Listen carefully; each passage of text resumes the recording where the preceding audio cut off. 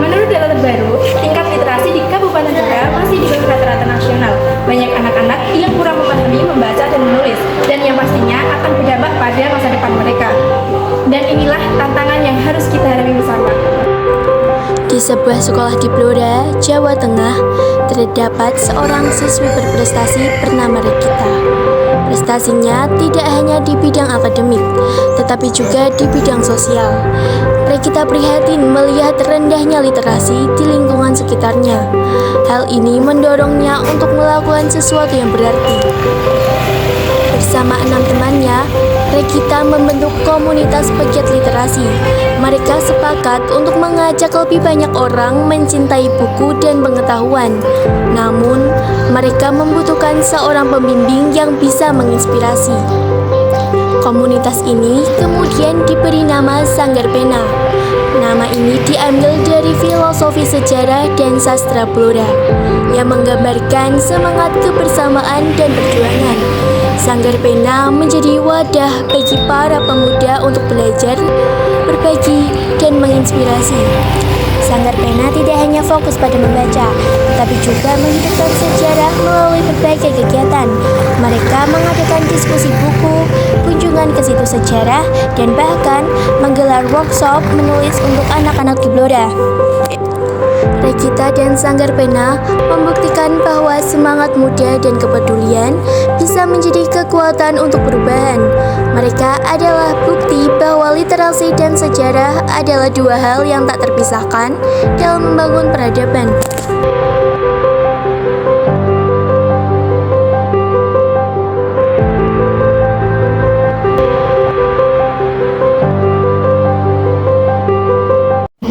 Teman-teman, aku sedih deh.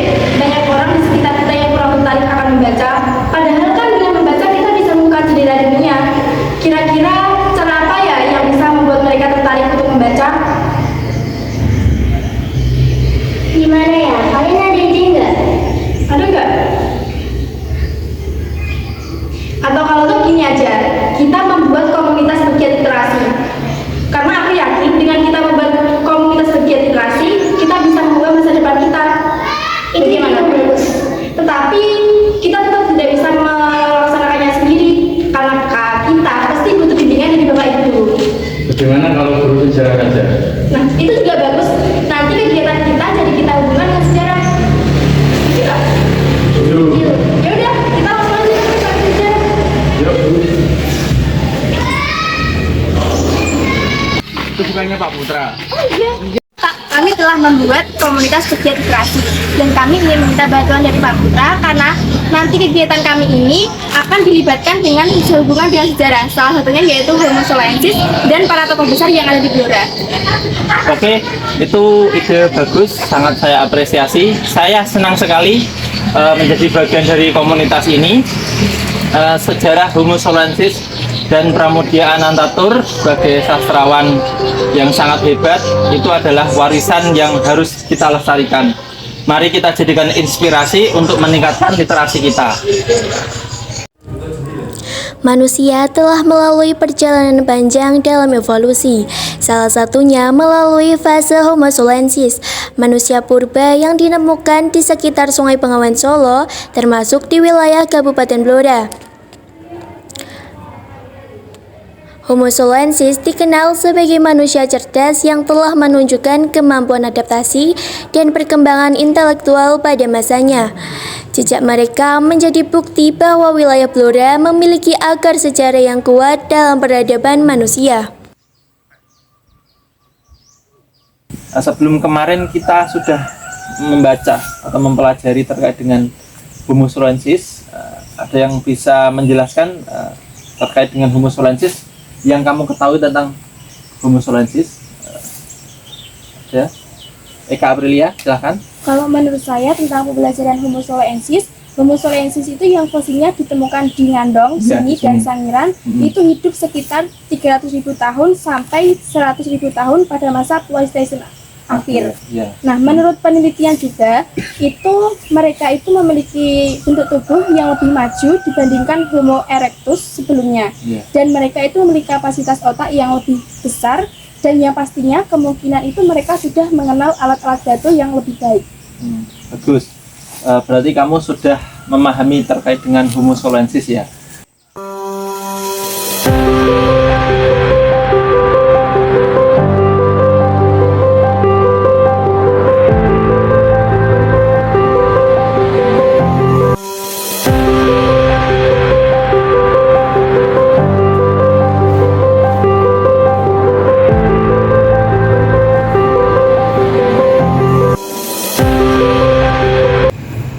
Oke, untuk wilayah Kecamatan Kradenan kita ada salah satu titik situs yang cukup penting, yaitu yang kita sebut situs Ngandong di Desa Ngelebak, Dukuh Ngandong. Itu di situ ada keberadaan rumah penelitian bangunan yang dipakai untuk penelitian oleh Tirhar dan Van Koningswa tahun 1931 sampai 1933.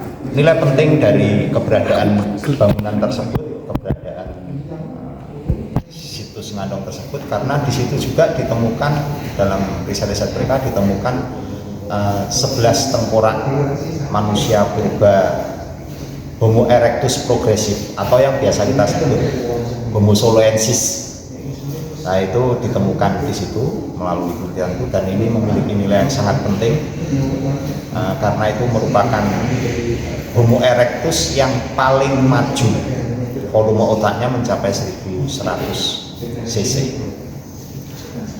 Jadi itu merupakan rangkaian dari temuan-temuan mulai dari Sangiran, kemudian Sambung Macan sampai ke Ngandong. Kini Kabupaten Blora menghadapi tantangan untuk terus mengembangkan SDM-nya agar mampu bersaing di era globalisasi.